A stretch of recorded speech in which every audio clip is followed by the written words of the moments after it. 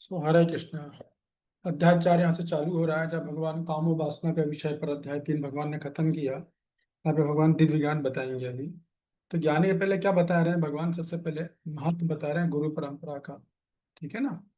क्या बोला भगवान श्री कृष्ण ने? भगवान ने बोला कि यह विनाशी योग, मतलब एक ज्ञान। विनाशी योग का मतलब होता है ज्ञान।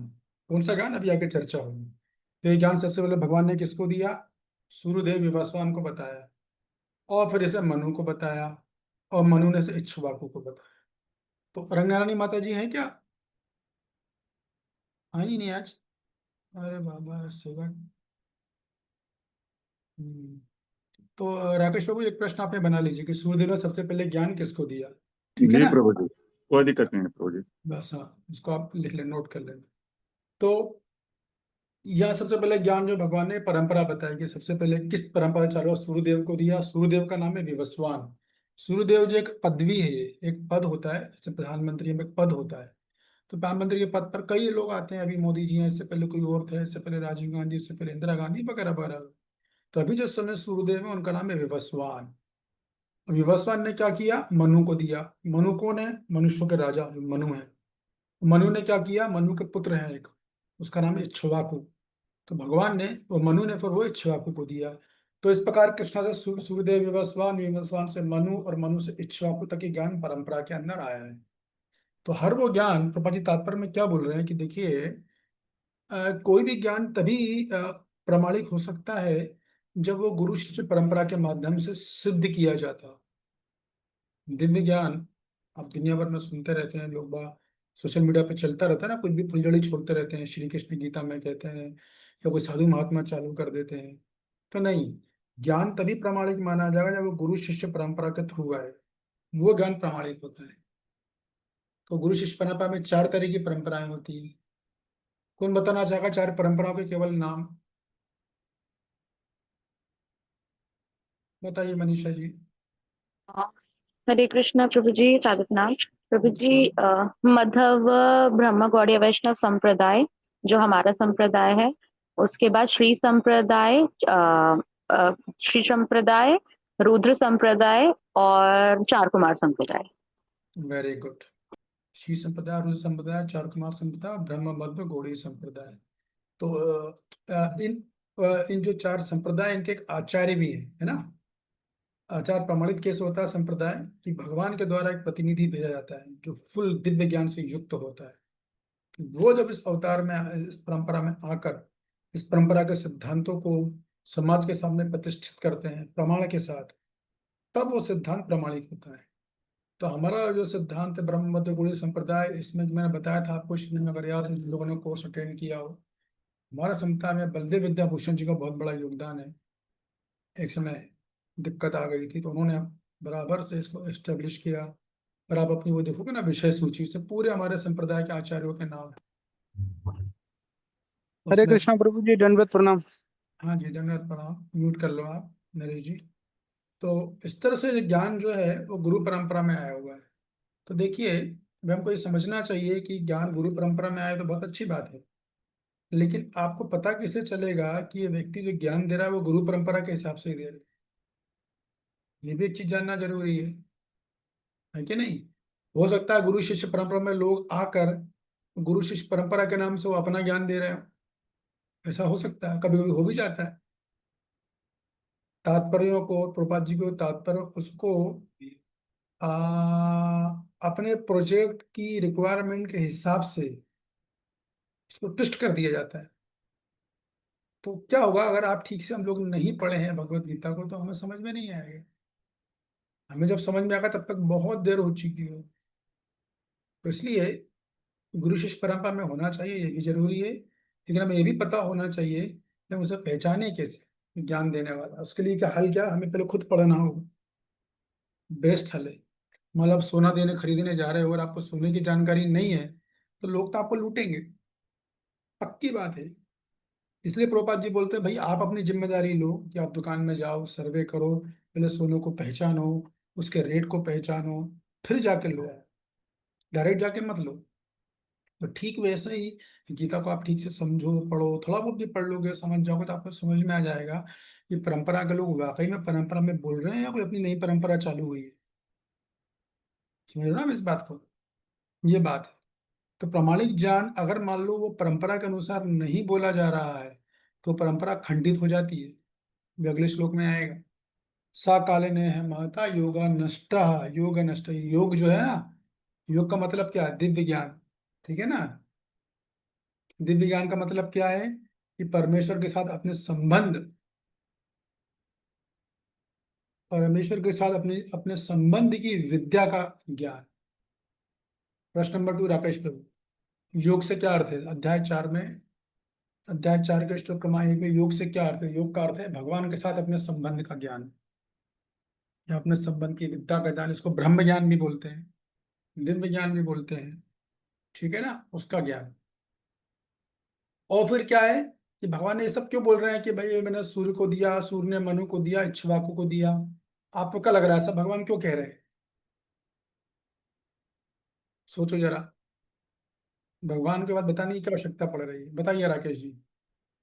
प्रभु जी, भगवान परंपरा को बता रहे हैं कि ये परंपरा से जो ज्ञान आ रहा था और परंपरा से ही सुनना चाहिए, और परंपरा खंडित हो गई, इसलिए भगवान फिर से बोल रहे हैं। ओके, ये तो खैर चर्चा हो गया। और कोई किसी को कुछ लग रहा है? ये कारण तो है, लेकिन एक और सबसे महत्वपूर्ण कारण है। प्रभु और जी, वो प्रश्न दोहराइएगा। ये प्रश्न ये है कि भगवान को क्या आवश्यकता पड़ रही है बोलने की कि ज्ञान मैंने जो दिया है, इक्ष्वाकु को दिया, मनु को दिया, इस तरह से। क्योंकि एक कारण ये भी है कि प्रभु जी, भगवान ही जो है वो, मतलब भगवान ही इसके सबसे प्रामाणिक अधिकारी हैं प्रभु जी। इसलिए भगवान बोल रहे हैं, और भगवान ने ही सर्वप्रथम स्टार्ट किया। ओके, भ- ठीक है, ठीक है, वो ठीक है। भगवान से शुरुआत हुई प्रभु जी। यस नीता जी बोलिए। हरे कृष्णा प्रभु जी। हाँ प्रभु जी, जी। इस ज्ञान का महत्व बताने के लिए कि जो है ये मतलब कितना इम्पोर्टेंट है, कि जो पहले भी परंपरा में इसको बताया गया है और बाद में फिर परंपरा छिन्न भिन्न हो गई, लेकिन फिर भी इसका जो महत्व है वो आज भी उतना ही है। इसको बताने के लिए उन्होंने अर्जुन से दोबारा ये बात कही कि ये पहले भी हो चुका है, तुम्हारे पूर्वजों ने इसे मतलब सुना है इस सब। Okay fine. और कोई गलत नहीं है माता जी, उत्तर ठीक है आपका, कुछ हद तक राकेश प्रभु उत्तर ठीक है। एक और किसी को ओझा क्या लग और रहा है? बस बस बस हो गया राकेश जी, हो गया। 2 उत्तर दिए आपने, मैं दूसरों को सुनना चाहूंगा। बताइए सुनीता जी। हरे कृष्ण प्रभु जी, सादर प्रणाम। सादर प्रणाम। मुझे लगता है कि ये इसलिए कहा गया क्योंकि भगवान ये कहना चाह रहे हैं अर्जुन से कि ये पहले मतलब ये छिन भिन हो गया, और तो ये किसी को मालूम नहीं है, तो अब इसको ध्यान से सुनो और समझो। हाँ, कुछ हद तक नजदीक है। यस हर्षना जी। प्रभु जी एग्जाम्पल सेट करना चाहते हैं? Example okay. Yes Sunaina Krishna ji, माता जी। हरे कृष्ण प्रभु, प्रणाम। प्रभु शायद ये हो सकता है क्योंकि अगर ये बात और किसी ने बोला होता तो शायद हम नहीं मानते, इसीलिए भगवान स्वयं बोल रहे हैं। ओके, अब मैं आपको क्लू देता हूँ। मैंने क्या किया है कि हमारा जो श्लोक है ना, इससे मैंने अव्ययम को जो है इसको उत्तर इस शब्द में छुपा, श्लोक के अव्ययम में, जिसको मैंने लाल अक्षरों से कर दिया है। अब शायद आप लोग समझ पाओ कि भगवान क्यों बता रहे हैं। ठीक है, मैं आखिर धनधारी माता जी से पूछता हूँ, फिर उसके बाद में बताता हूँ। या धनधारी माता जी बताइए। प्रभु जी, प्रयास करूंगी, पता नहीं सही है कि हाँ गलत है। बिल्कुल बिल्कुल, कोई बात नहीं, प्रभु जी, प्रयास। जैसे कि भगवान, मतलब एक भगवान ही एक ऐसे जीव है जो कि अपने आप को प्रूव कर सकते हैं कि मैं भगवान हूँ, इसलिए भगवान ये घोषित कर रहे हैं इस ज्ञान को। हाँ ठीक है, उत्तर आप लोग गलत नहीं है, ठीक है। लेकिन इस प्रश्न का उत्तर इसी श्लोक में छुपा है। प्रोक्तवाहन अहम अव्ययम। अव्ययम शब्द बोला है भगवान। कि भगवान क्यों ये बात बताना चाह रहे हैं कि भाई ये ज्ञान पहले मैंने जो है विवस्वान को दिया, विवस्वान ने मनु को दिया, मनु ने इक्ष्वाकु को दिया। इस बात को दर्शाने के लिए बता रहे हैं कि ये ज्ञान शाश्वत है। टेम्पररी ज्ञान नहीं है भाई कि मैंने तुम्हें दिया इसके बाद ये खत्म हो जाएगा। ये भौतिक ज्ञान नहीं है। या आध्यात्मिक ज्ञान भी लोगों को देते हैं तो परंपरा भले ही खंडित हो जाए, ज्ञान कभी खंडित नहीं होता है। तो ये ज्ञान जो ये एक तो शाश्वत है, वो कालातीत है, पुराने जमाने से चला आ रहा है। आप सोचो सूर्यदेव भगवान के टाइम से ये ज्ञान, आप ये मत सोचो कि आज पहली बार दिया जा रहा है। प्रभुपाद जी ने ये बोला ना, अब लोगों ने, प्रभुपाद जी का मूवमेंट सक्सेस हो गया तो लोगों ने बोला स्वामी जी आपने कहा बढ़िया नई चीज दी दुनिया को, एक तहलका मचाया, नया आंदोलन दिया, नई राह दिखाई। तो बोला नई राह नहीं, ऐसा तो नहीं, ये तो भाई करोड़ों वर्ष पुराना ज्ञान है, नया कुछ नहीं है इसमें। मेरा यदि श्रेय तो बस इतना है कि मैंने जो ऐसा भगवान ने बोला वैसा को वैसे ही दे दिया, उसमें कुछ काट छाट नहीं करी, कोई मिलावट नहीं करी इत्यादि, ये सब किया।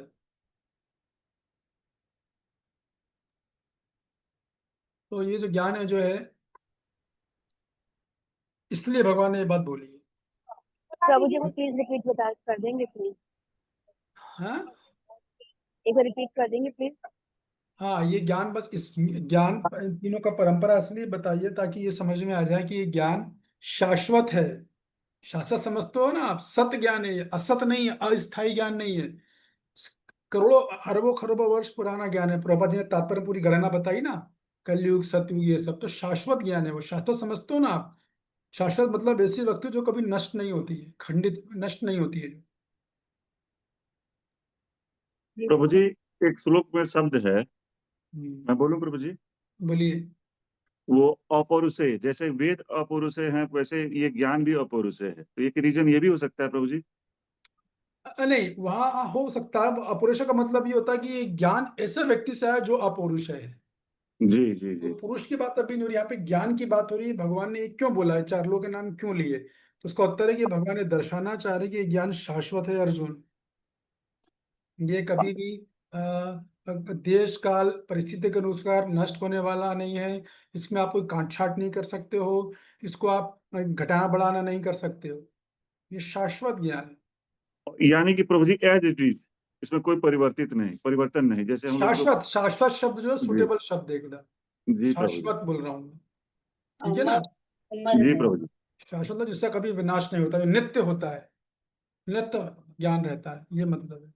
और तीसरा कारण जैसा आप लोगों ने बताया कि भगवान खुद भी बात बताना चाह रहे कि भाई ये परंपरा मैंने चालू करी है और मैं सबसे बड़ा भगवान हूँ, तो परंपरा मेरे द्वारा प्रमाणिक है ये। तो ये ज्ञान और ये परंपरा दोनों मेरे द्वारा प्रमाणिक है। इस बात के लिए भगवान ने ये बात बताई। इसके बाद यहाँ पर श्रीधर स्वामी टीका में बोलते हैं, यहाँ पे शब्द है ना अव्यय, तो ये जो है अव्यय शब्द जो है ये बात बताना चाह रहे हैं भगवान की ये ज्ञान जो है कोई साधारण ज्ञान नहीं है। ये मतलब जो ज्ञान भगवान दे रहे हैं ये कोई सकाम कर्म नहीं है, ये कोई ज्ञान योग नहीं है। ये अव्ययम शब्द का मतलब है भक्ति योग है, क्योंकि भक्ति कभी भी नष्ट नहीं होती, भक्ति भी शाश्वत होती है। तीन लोग हमेशा शाश्वत होते हैं, मैंने बताया, भगवान शाश्वत हैं, भक्त शाश्वत हैं, और भक्ति, ये तीनों शाश्वत होती है। बाकी सब परिवर्तनशील है, ठीक है ना। तो अव्ययम योग से मतलब ये है कि भगवान एक कर्म योग सकाम कर्म तो शाश्वत होता नहीं है, या कोई साधारण कर्म वो शाश्वत नहीं होता, भौतिक कर्म वो शाश्वत नहीं होता। फिर भक्ति योगी ऐसा जो शाश्वत होता है, जितनी भक्ति आपने जन्म में कर ली वो पक्की हो गई। अगला जन्म जब होगा तो ऐसा नहीं आपको फिर शुरू से चालू करना पड़ेगा, ऐसा नहीं होगा। जहां से आपने चालू करी, क्योंकि वो इटरनल ज्ञान है, अगली बार से चालू हो जाए। इस बात को बताने के लिए अव्यय शब्द का उपयोग किया गया है।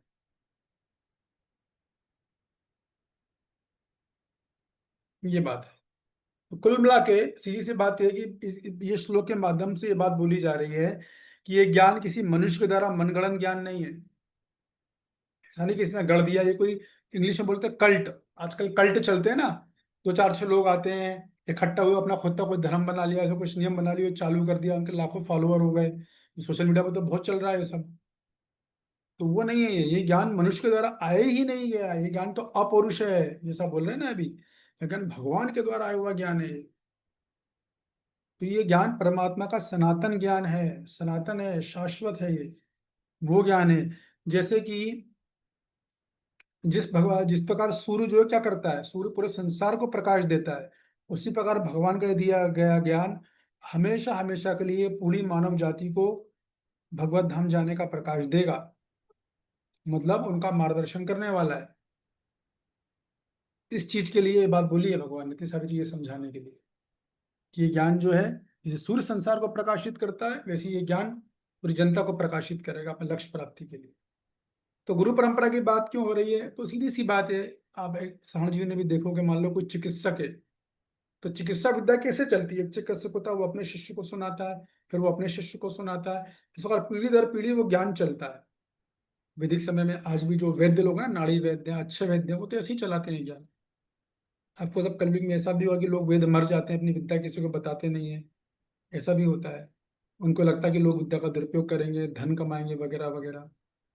जो अच्छे लोग अभी भी हैं, जिनको औषधि विज्ञान पता है, आयुर्वेदिक ज्ञान पता है, नाड़ी का विज्ञान पता है, वो लोग तो बराबर आपसे अतिरिक्त कोई चार्ज लेंगे नहीं, दवाई देंगे उसका पैसा लेंगे, रोग पकड़ने का लेते नहीं है।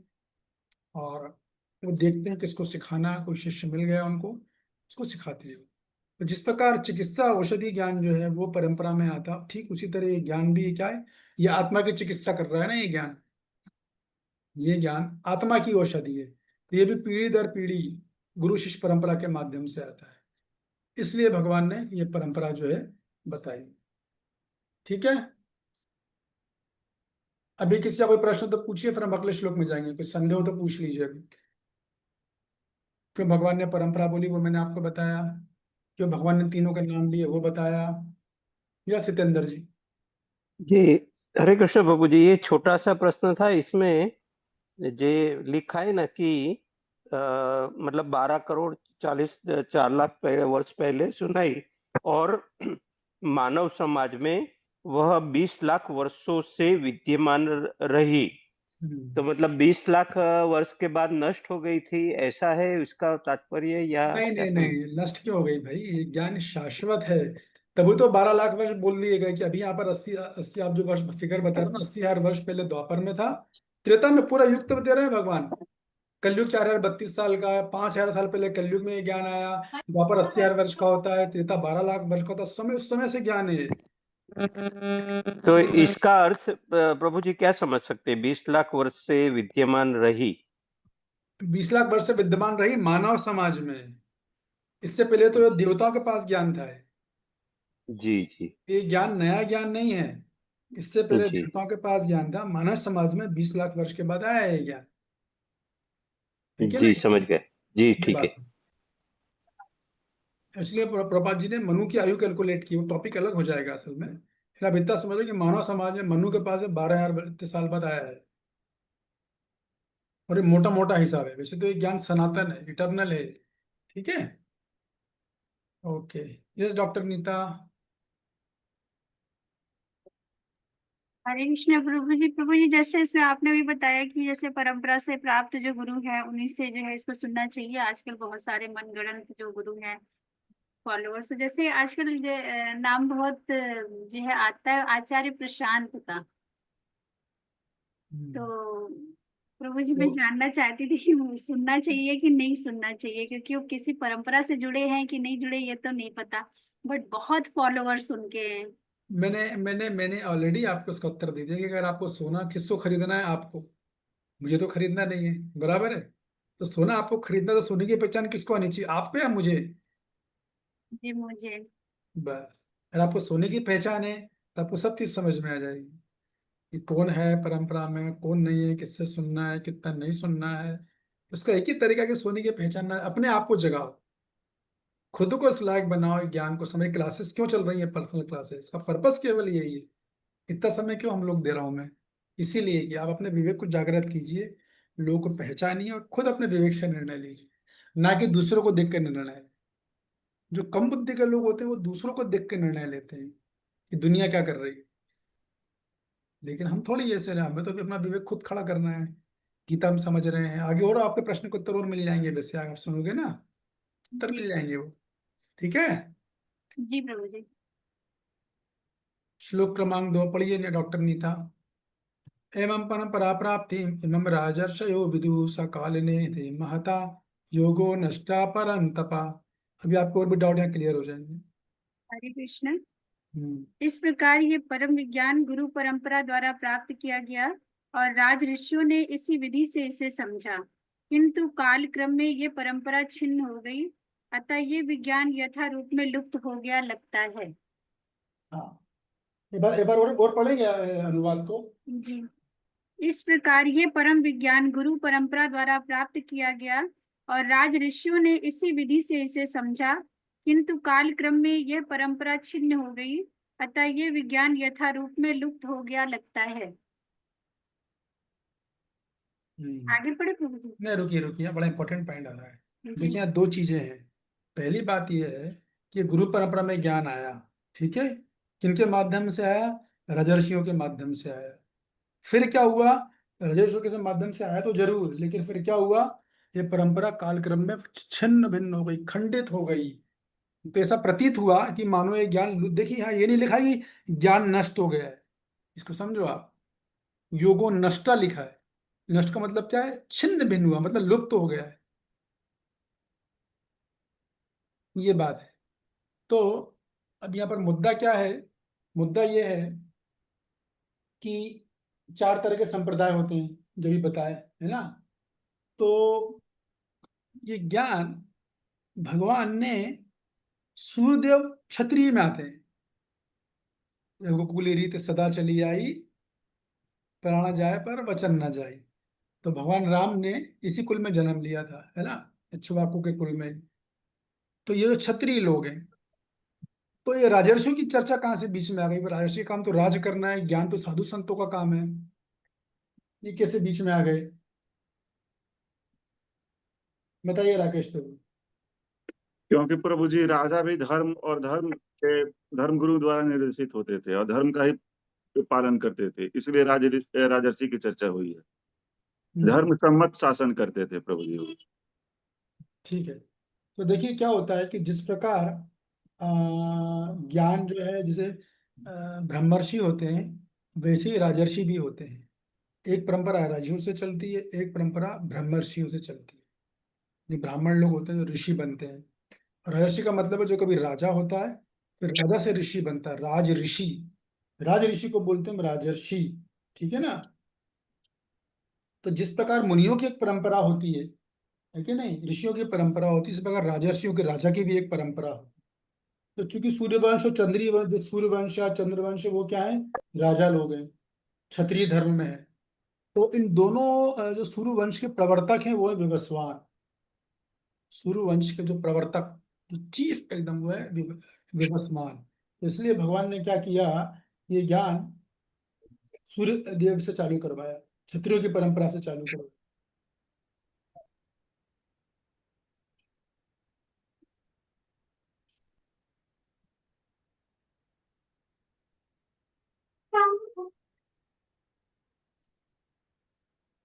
तो अभी क्या है कि मुद्दा ये आएगा कि ऐसा क्यों हो रहा है कि भगवान ने ज्ञान राजर्षियों से क्यों दिया, ब्रह्मर्षि को क्यों नहीं दिया? तो अब इस बात को समझिए कि देखिए, उस समय कोई गोली मठ तो थे नहीं, या उस समय कोई इस्कॉन नाम की संस्था तो थी नहीं। उस टाइम तक ज्ञान ऋषि मुनियों के पास रहता था। ऋषि मुनि नगर से दूर रहकर, दूर कहीं जंगल में छोटी सी कुटिया बना के शहर से दूर रहते थे, जहाँ की आमजन लोग पहुंच नहीं पाते थे। तो थोड़े बहुत 2 4 10 लोग जो सतोगुणी लोग, वो जो अच्छे लोग होते थे, वो जाकर ऋषि मुनि की शरण लेते थे। तो ऋषि मुनि फिर जाकर उनको अपना ज्ञान देते थे। तो कुल मिला के कहने का मतलब ये ज्ञान बड़े छोटे पैमाने पर फैलता था, शहर से दूर एकदम। आप शहर होते तो कई हजारों मील दूर एक गांव में 4 6 लोग इकट्ठा होकर अपने ज्ञान की चर्चा कर रहे हैं। तो ज्ञान भव्य पैमाने पर नहीं फैलता था। किंतु राजजन के, राजा क्या होता है? राजा जन का नेता होता है, जन समुदाय का नेता होता है।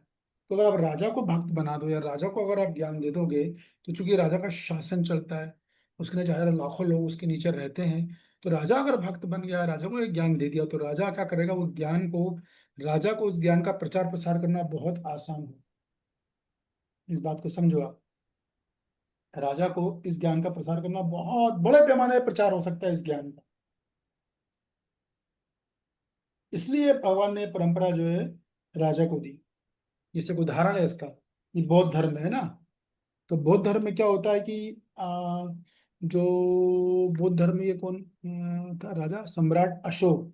तो बौद्ध धर्म का जो प्रवर्तक, उन्होंने पहले अपना धर्म फैलाया साधुओं के द्वारा, बौद्ध भिक्षुकों के द्वारा, लेकिन धर्म फैला नहीं उनका। आपको पता है ये बात, इतिहास में दर्ज है, उन्होंने फैलाया लेकिन नहीं फैला वो। हमारे परंपरा का आचार्य भक्ति साहब ठाकुर भी भेजे थे इंग्लैंड में लोगों को विदेशों में प्रचार करने की, लेकिन फैल नहीं पाया, उल्टा वही वापस आ गए। तो बौद्ध भिक्षुक जो थे, पहले उनसे प्रचार किया गया, लेकिन वो प्रचार नहीं हुआ। फिर उन्होंने क्या किया? सम्राट अशोक को अपना अनुयायी बना लिया, उसको अपना शिष्य बनाया। और जैसे ही सम्राट मनुष्य को बनाया, उनका अनुयायी बन गया, तो फिर क्या हुआ? उसने बड़े लंबे पैमाने पर प्रचार किया, क्योंकि पूरा सम्राट था, धरती का राजा था, उसका नियंत्रण था, उसका शासन चलता था। तो लोग उसकी बात मानते थे, वो पावर है। यदि वो किसी चीज की अनुशंसा कर रहा तो लोग मानेंगे। तो अशोक ने क्या किया? बौद्ध धर्म का प्रचार किया, बोलो धर्म को ग्रहण करो। कोई बौद्ध धर्म का ग्रहण किया, प्रचार किया, तो उसको देख देख के बहुत जल्दी बौद्ध धर्म फैला। मैं आपको एग्जाम्पल देके समझा रहा हूँ कि क्यों भगवान ने राजर्षियों की परंपरा चालू करी। तो एग्जाम्पल है बौद्ध धर्म सम्राट अशोक, है कि नहीं? कहते ना यद्यत आदिति श्रेष्ठा तत्त एवे तरो जना, जो महान लोग जो कार्य करते तो आम जनता उसको जल्दी ग्रहण कर लेती है। आज अगर अमिताभ बच्चन देखने लगे सचिन तेंदुलकर 16 माला में गीता पढ़ रहे हैं तो आप देखो क्या होने वाला है। हम लोग मिलके वो प्रचार नहीं कर पाएंगे, वो 2 रात में इतना प्रचार कर सकते हैं। दोनों एग्जाम्पल लेके बता रहा हूँ, क्योंकि लोगों को जन नायक मानते हैं। अगर ये देख लें कि इन्होंने शेविंग हेड कर लिया, तिलक लगा लिया और आराम से 16 माला कर रहे हैं और गीता क्लास, तो देखो फिर क्या होने वाला है, तुरंत पब्लिक मान जाएगी। जो समाज के बड़े बड़े लोग जो जन नेता होते हैं ना, वो उनको अगर आपने ज्ञान दे दो तो ज्ञान का प्रचार प्रसार बहुत जल्दी हो जाता है। इस वजह से भगवान ने एक और परंपरा चालू करवाई, जो परंपरा का नाम अभी आप लोगों ने गिना है वो तो है ही, एक और परंपरा चालू करवाई गई थी, इसे बोलते हैं राजर्षि परंपरा। एक्चुअली प्रश्न सुनने के बाद जो बुद्धिमान आदमी को तुरंत ये प्रश्न पूछेगा, भाई ऑलरेडी 4 परंपरा, भगवान ने 5वीं परंपरा कहाँ से जोड़ दी? ये प्रश्न आना चाहिए, मैंने बुद्धिमान भगवद गीता का पाठक होगा तो प्रश्न आना चाहिए, हमारी परंपरा का नाम क्यों नहीं आ रहा है इसमें? भगवान तो राजर्षि बोल रहे हैं। एवं परंपरा प्राप्ति इमम राजर्षयो, राजर्षियों से चालू करवाई थी। इसका कारण ये था जो आपको समझाना चाह रहा हूँ, इस कारण को समझो आप। ये जो परंपरा है राजाओं की परंपरा है, राजा से ऋषि बने, जैसे विवस्वान राजा थे, विवस्वान विवस्वान मनु, मनु ने फिर इक्ष्वाकु राजा को दिया। इस तरह से ज्ञान पूरी तरह से फैला। लेकिन सकालीन है महता, लेकिन क्या हुआ कि एक निश्चित समय के बाद, एक समय के प्रभाव के कारण ये परंपरा छिन्न भिन्न हो गई। ठीक है, परंपरा क्यों छिन्न भिन्न होती है, बड़ा इंपॉर्टेंट पॉइंट है, इसको समझ लेना आप। परंपरा छिन्न भिन्न होने के अनेक कारण है। सबसे बड़ा कारण है पर्सनल एम्बिशन। जब आदमी का निजी कुछ महत्वाकांक्षा हो जाती है कि मुझे कुछ प्राप्त करना है, कुछ लोगों को कंट्रोल करना है, मेरे अंदर मेरे अनुयायी होने चाहिए, मैं जो बोलूँ वो करें, मेरे फॉलोअर बने, तो फिर भले वो आपको कितना प्रेम से डील करे, कितना मधुर व्यवहार करे, तो परंपरा छिन्न हो जाएगी। क्योंकि व्यक्ति की निजी महत्वाकांक्षा जहाँ आई, वहां पे ज्ञान स्वतः ही छिन्न भिन्न हो जाए। ये निजी महत्वाकांक्षा आती तो वो क्या करता है कि जो लोग गलत हैं उनको वो गलत नहीं बोलेगा। उसको पता है कि यदि अगर मैं उनको बोल दूंगा कि आप गलत हो या आप ये कर रहे हो वो ठीक नहीं है, तो उसे भय रहता है कि लोग मुझे छोड़ देंगे, और वो आसक्त है अपने अनुयायियों से, किसी भी वजह से वो उनसे अटैच्ड होगा। जब अटैच्ड होगा तो वो ज्ञान परंपरा छिन्न भिन्न हो जाएगी। दूसरा, जैसे कि आप देखते हो सोशल मीडिया पर लोग एक कथा कराते हैं, 25-25, 15-15, 20 लाख रुपए देते हैं, और दूसरे व्यास आसन में बैठकर दूसरों को देते हैं वैराग्य का प्रवचन। सोचो आप, पब्लिक कितनी मूर्ख है यानी, मूर्खता की कोई सीमा होती है। उन लोगों को बोलेंगे मोह माया से दूर रहो, बुढ़ापे में छोड़ के सब यही रह जाएगा, सब चला जाएगा, और खुद विदेशों में मकान बना रहे हैं, खुद फ्लाइट से आना जाना करेंगे, महंगी महंगी गाड़ियां उनके पास होंगी। तो गाड़ी रखना गलत नहीं है, लेकिन इतनी महंगी गाड़ी की क्या आवश्यकता है? एक नहीं 6-6 गाड़ियां, प्रभुत्व दिखाना है उनको। वो सोचते जितना बड़ा हमारा वैभव होगा उतने बड़े हम गुरु बनेंगे, और बन भी जाते हैं। आम पब्लिक तो पर्स यही ही इतना देखती है। महंगा है प्रभु जी। क्या हो गया? कह रहे हैं पर्स भी इतना महंगा रखते हैं प्रभु जी। नहीं समझ में पर्स आया। पर्स पर्स अभी हाल में ये हुआ था ना प्रभु जी, इसमें पर्स ही बताया गया कि 4 लाख का या 10 लाख का पर्स था प्रभु जी, कथावाचक का ही। अच्छा अच्छा, ठीक है, ओके। तो कहने का मतलब ये है कि इस तरह से परंपराएं खंडित होती है, इसको आप समझ लो।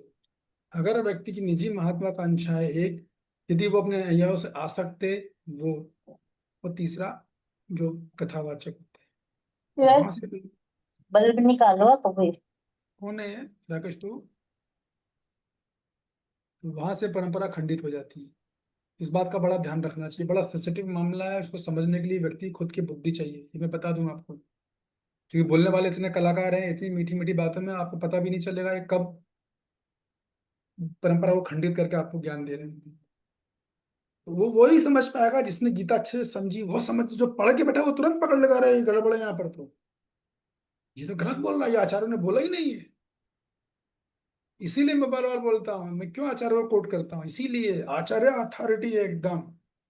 आचार्य से अगर हम पढ़ रहे हैं डायरेक्ट तो फिर हमें कुछ भय नहीं, फिर हम बिल्कुल सही है, फिर हमें कोई भय नहीं। लेकिन परंपरा जो खंडित करने वाले जिनके मैं नाम बता रहा हूँ, ये आचार्य को कभी कोट नहीं करेंगे, आप नोट कर लेना है बात। कभी कभार दिखाने के लिए, कहीं फंस गए, कोई स्कैंडल हुआ तो बात को बचाने के लिए एक दो कोट कर दिया, उन्हें लोग कभी पूर्ववर्ती आचार्य को कोट नहीं करते, बोलते ही नहीं है कि इस टीका पे बलदेव विद्याभूषण ये बोल रहे हैं, विश्वनाथ चक्रवर्ती पाद ये बोल रहे हैं, प्रभुपाद जी ने ऐसा बोला है। तो ये भी बोलना पड़ेगा कहाँ पे बोला है, ये भी बोलना पड़ेगा किस संदर्भ में बोला है। लेकिन ये कि यथा प्रजा तथा राजा, कलयुग में ये चलता है। जब जनता ही मूर्ख होगी, जब तक लोग खुद से गीता को नहीं पढ़ना सीखेंगे, तब तक परंपराएं खंडित होती रहेंगी। ये मूल मंत्र है इस परंपरा को बचाने। जब तक हम लोग खुद से स्वाध्याय की आदत नहीं डालेंगे, खुद से अपने विवेक को खोलेंगे नहीं, खुद से हम समझेंगे नहीं आखिर प्रभुपाद जी क्या बोल रहे हैं। चलो समझ में आएगा तो कहाँ से बोल रहे हैं, ओरिजिनल कहाँ से निकाला गया, उस ओरिजिनल में जाओ, उसका अध्ययन, इसमें मेहनत लगती है। आपको आप भाग्यशाली, आप लोगों को सब रेडीमेड मिल रहा है, फिर भी आप लोगों का भाग्य निसंदेह में बात डंके की चोट पे बोलूंगा, क्योंकि आपके क्लास को तैयार करने में मैंने आज 2 घंटे लगाए। आगे परंपरा खंडित क्यों होती है, ये उसके सारे रीजन है, परंपरा क्यों खंडित होती है। तो उसका हल केवल एक है, अपना विवेक जागृत करो। सॉलिड हल जो है वो यही है। जब तक हम दूसरों से सुनने पर निर्भर हैं, गड़बड़ होगी, ये संदेह गड़बड़ होगी। जैसा भी राकेश ने बढ़िया पॉइंट बोला, अपौरुष है। अगर अपौरुष व्यक्ति ये ज्ञान नहीं दे रहा है तो खंडित होगा, कॉमन सेंस है ना। वो अपने विचार डालेगा ही डालेगा, कई बार अनजाने में भी डाल देगा, ज्यादातर जान के डालेगा। तो अपौरुष कौन है? भगवान के अलावा आचार्यगण ये सब अपौरुष हैं। इनमें 4 दोष नहीं है जो बद्ध जीव में होते हैं। हमारे आचार्य तीनों भौतिक जगत के तीनों प्रगुणों से प्रभावित नहीं है, और उनका नाम भी बोलना आवश्यक है, ताकि जो श्रोता है उसका शुद्धिकरण तेजी से हो, उसकी अनर्थ निवृत्ति तेजी से हो। वो सेवा है एक्चुअली। इस जगह पर ये ऐसा ऐसा, जैसा अभी मैं बोला आपको पिछले श्लोक में कि आचार्यों के नाम कोट किए मैंने आपको, क्योंकि उससे आचार्यों की कृपा मिलती है, फिर ज्ञान रिवील होता है, हृदय शुद्ध होता है, फिर ये ज्ञान समझ में आता है। 100 बार भी पढ़ोगे तो कुछ नहीं आने वाला, क्योंकि जिसका जो श्रेय होता है आपको उसको देना पड़ेगा ना। बात ये है, अगर मैं कोई चीज बोल रहा हूँ और मैं जो आचार्यों का नाम नहीं ले रहा हूँ, तो उसका मतलब क्या, श्रेय मैं ले रहा हूँ, तो इसमें किसका नुकसान हो रहा है? आप लोगों का, श्रोता का नुकसान हो रहा है, उनका हृदय शुद्ध नहीं होगा। अगर मैं नाम बोलता हूँ तो तुरंत आचार्यगण प्रसन्न होते हैं, हाँ अभी सही है भाई, मैंने इतनी मेहनत करी, इसने अपना नाम बताया, आचार्य यहाँ बोल रहे हैं। अब यदि किसी को डाउट है, तब श्रोता की जिम्मेदारी है, भैया आप ढूंढो, आप इंक्वायरी करो, आप पता करो।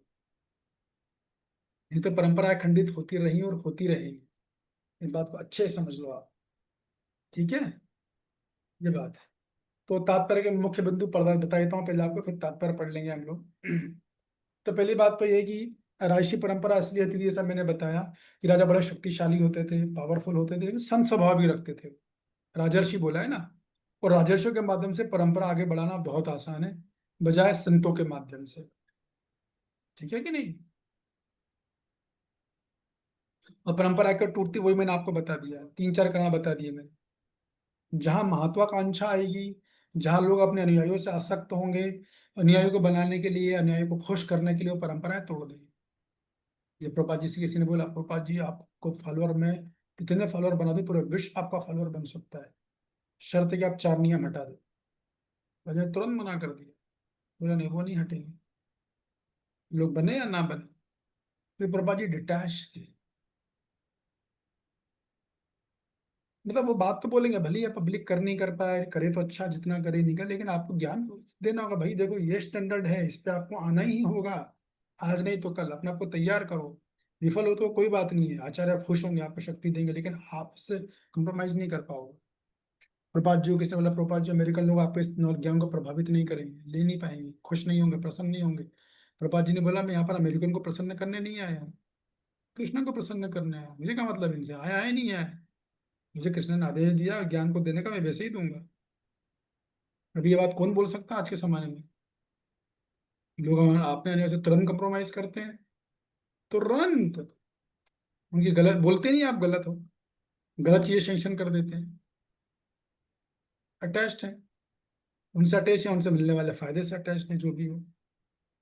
तो आसक्ति यहाँ हो गई तो परंपरा खंडित होगी, होगी निश्चित है। अब भगवान की इच्छा है कि भाई देखो अर्जुन, ये ज्ञान तो खंडित हो गया था, लेकिन अब मैं क्या करूंगा, ज्ञान दोबारा स्थापित करना चाहता हूँ अर्जुन तुम्हारे माध्यम से, इसके भगवान अगले श्लोक में बोलेंगे। और श्रीधर स्वामी बताते हैं राजर्षि का मतलब क्या, तो श्रीधर स्वामी बताते हैं राजर्षि मतलब वही जो राजा थे, ऋषि है। ऋषि क्या करते थे, ध्यान करते थे, तप करते थे, भक्ति करते थे, तो ये राजा हो गए भी इनमें गुण होते थे।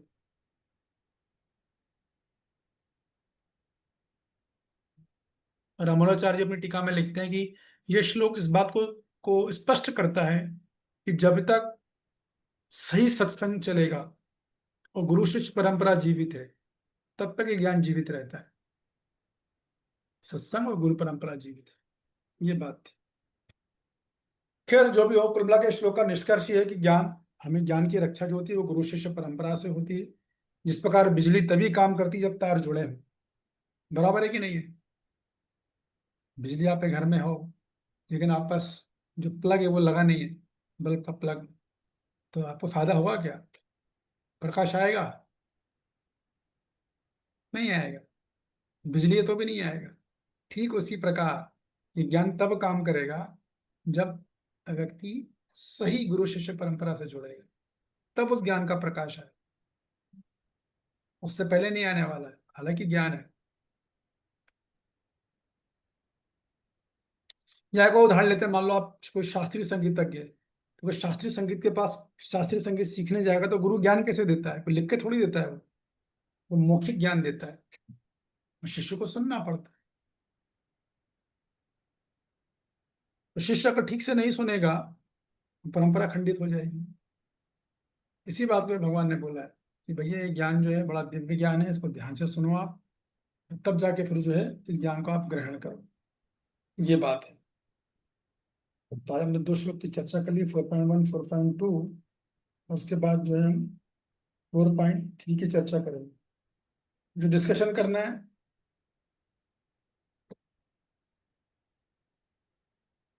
ये डॉक्टर नीता जी। हरे कृष्ण प्रभु जी। प्रभु जी मैं ये जानना चाहती थी, जैसे अभी आपने ब्रह्म ऋषियों के बारे में और राज ऋषियों के बारे में बताया, तो जैसे भगवान राम के समय में जो वशिष्ठ मुनि थे वो उनके मतलब पुरोहित भी थे, और साथ में उनको जो जैसे जो पारंपरिक ज्ञान होता था वो सब दे, तो इनको हम किस श्रेणी में रखते हैं? नहीं तो बिल्कुल, देखिए आप वशिष्ठ की बात कर रहे हो तो वो लोग तो भगवान राम का एग्जाम्पल दे रहे हो ना, आप तो वशिष्ठ को पूरी तरह मानते थे। वो राम तो खुद भगवान है। वहां तो भगवान राम अपने आचरण से दिखा रहे हैं कि देखो मैं गुरु ग्रहण कर रहा हूँ, परंपरा वाला। ऐसे बहुत लोग जो गुरु शिष्य बोलते ना, क्या जरूरत है गुरु की? भगवान कृष्ण थे, भगवान कृष्ण सांदीपनि गुरुकुल गए, भगवान कृष्ण गुरुकुल जाने की जरूरत है क्या?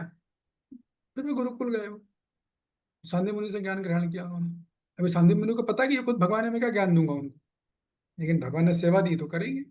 वो वशिष्ठ मुनि का था, वो वशिष्ठ मुनि का था, तो वहां तो भगवान ने उदाहरण दिया। लेकिन मैं ये बोल रहा हूँ कि ज्ञान 2 तरीके से फैलता है, ब्रह्म ऋषि से, राजर्षि से। यहाँ पर भगवान ने राजर्षि क्यों बोला उसका मैंने आपको उत्तर समझाया। कोई आपसे पूछे भाई, वैसे तो कोई पूछेगा नहीं, इतना सोचता कौन है। राजर्षि क्यों बोला यहाँ पर, ब्रह्मर्षि क्यों नहीं बोला? ब्रह्मर्षि की परंपरा, ब्रह्मर्षि परंपरा आती है। ब्रह्मर्षि ज्ञान कैसे देते थे? अपने जंगल में बैठे हुए हैं, जो लोग आ रहे हैं उनको ज्ञान देंगे, बस उनसे ज्ञान ज्यादा फैलता नहीं था। हाँ कभी कोई राजा आ जाए अगर, वो राजाओं का शिष्य बन जाए, पर गुरु थोड़ी ना किसी के पास जाते थे उस जमाने में। आज की तरह थोड़ी है, चलो भाई घर घर जा रहे हैं, मेरे शिष्य बन जाओ हम तुमको ये फैसिलिटीज देंगे। ऐसा नहीं होता था। कोई भी आत्मज्ञानी गुरु जो स्वाभिमानी गुरु, वो कभी नहीं जाने वाला। वो शिष्य पर निर्भर रहेगा, भगवान भेजेंगे जिसको भेजें, जैसा भेजें। उस जमाने में ब्रह्मर्षि थोड़ी कभी जाते थे, राजा खुद जाता था ज्ञान ग्रहण करने के लिए। तो फिर वो जो ज्ञान आता था तो वो वहाँ ज्ञान में उनकी जो ऋषि थे उनकी पदवी लगी रहती थी। राजा बोलता था कभी आइए, कभी देखिए, तो कभी कभी जाके वो बोल के वहां रह जाते थे। गए, मिल के आया, देखा, ज्ञान दिया, और सेवा सेवा ली उनसे। सेवा भी क्यों लेते थे? उनके कल्याण के लिए। जो भी सेवा ली, प्रसाद लिया, पाया, दान दक्षिणा जो दी वो ले ली, और अपना जंगल में आ गए, अपने आश्रम में लगा दिया उसको। ऐसा होता था। तो प्रभु जी जैसे उन्होंने कहा कि जो परंपरा है वो विवस्वान से मनु तक आया, मनु से फिर इक्ष्वाकु, तो इक्ष्वाकु के बाद भी जो आगे के उनके वंशज थे वहां पे वो क्या परंपरा फिर आगे नहीं बढ़ी थी, ऐसा कहना चाहते थे?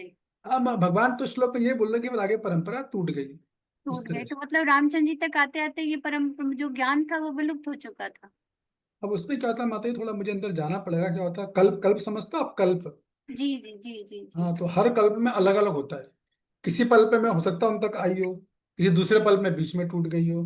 तो उतनी डिटेल में गया नहीं, तो मैं आपको अभी कुछ बोल नहीं पाऊंगा। ठीक है, तो जी कल्प प्रभु। पे डिपेंड करता है, किसी कल्प में हो सकता आई भी हो, किसी में नहीं भी आई हो। ऐसा है। मैंने यहाँ पर तो ये भगवान मोटी मोटी बात बता रहे हैं अर्जुन को। क्यों बता रहे हैं? क्योंकि अर्जुन भगवान से परंपरा चालू करना चाहते हैं। अगले श्लोक में आएगा वो, स एवं मया तेदा योगा पुक्ता पुरातना भक्तों सी में सखा चेती। अर्जुन, ये परंपरा में तुम्हारे द्वारा चालू करूंगा। क्यों? उसका कारण ही बताएंगे। ये बात है। जी ठीक है, प्रभु, मैं हरे कहीं कृष्ण प्रभु जी, थैंक यू।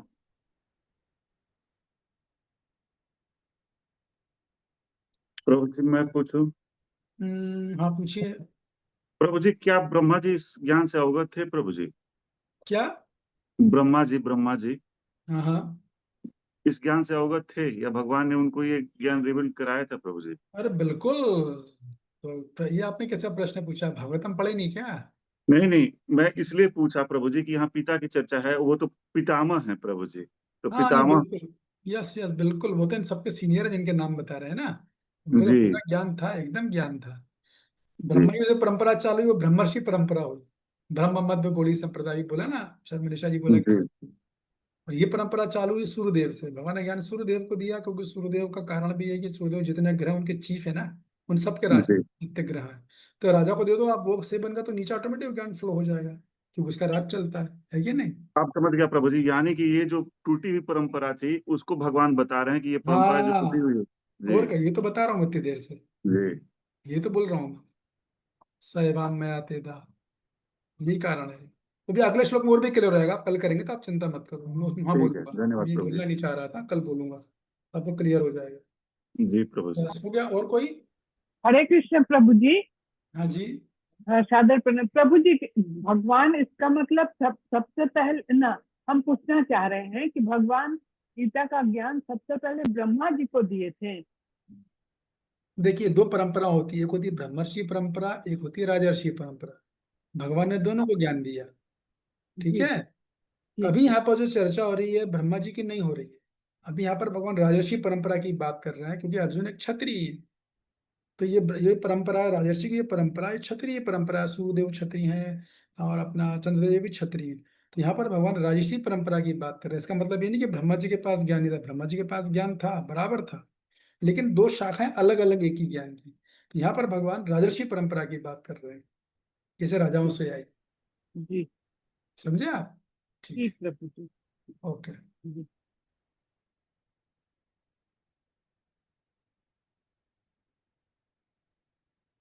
ठीक है, मेरा आप लोगों से प्रश्न है, फिर मैं एंड कर दूंगा। राजर्षि शब्द का क्या अर्थ है? कौन बताएगा इसको? बताइए मनीषा जी। प्रभु जी, राजर्षि से अर्थ मतलब वो मतलब है कि जो राजा, मतलब वैसे राजा होते थे पर उनका संत स्वभाव से वो ऋषि बाद में जो बनते थे तो वो राज ऋषि। हाँ, मतलब राजा भी थे वो, और भक्त भी थे। उनके अंदर वो साधना भी करते थे, स्मृति में तो वैराग्य भी था, और भगवत भक्ति तीनों थी। ये बात थी। तो वो राज ऋषि थे। ये बात। ओ, बोलिए ममता जी। अच्छा, हाथ उठा के उत्तर देने के लिए क्या? प्रभु जी यही बता रही थी कि पहले राजा होते हैं और फिर बाद में मतलब तपस्या और ज्ञान से ऋषि हो जाते हैं। हाँ, मुनि बन जाते हैं, ऋषि बन जाते हैं। ऋषि मतलब जंगल में जाएंगे, साधना करेंगे, तपस्या करेंगे, वैराग्य करेंगे, भगवत भक्ति करेंगे, तो वो राजर्षि हो जाते हैं। ऐसा होता है। जैसे विश्वामित्र मुनि थे, राजर्षि थे, खूब राज किया उन्होंने। और जो वशिष्ठ मुनि वो ब्रह्मर्षि थे, है कि नहीं? ये बात है। ओके। सुनैना माता जी, आपने हाथ उठाया। राकेश बाबू, आप लोगों ने हाथ क्यों उठाया है? हरे कृष्ण प्रभु जी, प्रणाम प्रभु। प्रणाम। मुझे एक क्वेश्चन था, जो पहले आपने बोला कि भगवान निष्काम कर्म से क्यों में भक्ति और अभी तक आप वहीं अटके हुए हो क्या? हाँ, नहीं नहीं, ये जो आज की टॉपिक थी प्रभु, पहले जो आपने बोला हाँ क्यों, हाँ। तो वो मैंने नहीं सुन पाया, तो इसलिए वो थोड़ा अच्छा बोलेंगे। अच्छा अच्छा, मैं भगवान ने दिव्य ज्ञान क्यों दिया, ये पूछ रहे हो आप? हाँ हाँ। ओके ओके, तो इसलिए वो मैंने बताया था कि जो तीसरा अध्याय था ना, उसके अंत में अर्जुन ने प्रश्न पूछा था कि क्यों लोग ना चाहते हुए पाप करते हैं, तो भगवान को उत्तर दिया था काम वासना है। तब काम वासना का हल क्या है, पहले काम वासना पूरा नेचर समझाया, कितने तरह की होती है, उसका प्रकार कितने होते हैं, कहाँ रहती है वो, और उससे किस तरह से कार्य करती है वो, वगैरह वगैरह बताया। कहाँ सब कुछ बताने के बाद अब भगवान इस श्लोक में बता रहे हैं कि भैया दिव्य ज्ञान के द्वारा आप उस काम वासना को नियंत्रित कर सकते हो। इसलिए भगवान ने टॉपिक छेड़ा। ठीक है, जी प्रभु, धन्यवाद। हरे कृष्ण। हरे कृष्ण। बाकी और आपके मन में और भी जिज्ञासा होगी तो जैसे हम आगे चलेंगे और समाप्त होती जाएगी, इसलिए मैं थोड़ा बताना नहीं चाहता। जैसे श्लोक आएगा तो आपको आगे सब समझ में आ जाएगा। ठीक है, तो आप सबका बहुत बहुत धन्यवाद, थैंक यू वेरी मच। कल फिर मिलेंगे हम शाम को 6 बजे, तब तक के लिए अनुमति। हरे हरे कृष्ण कृष्णा प्रभु। हरे कृष्णा कृष्ण जी कृष्ण दंडवत हरे प्रणाम राम हरे हरे कृष्ण कृष्ण प्रभु प्रभु जी, जी, दंडवत प्रणाम। हरे दंडवत कृष्ण प्रणाम प्रभु जी, दंडवत प्रणाम। प्रभु हरे जी कृष्ण सागर प्रभु जी प्रणाम। प्रभु जी दंडवत प्रणाम। हरे प्रणाम। कृष्ण प्रभु जी, सादर प्रणाम सभी माता जी प्रभु।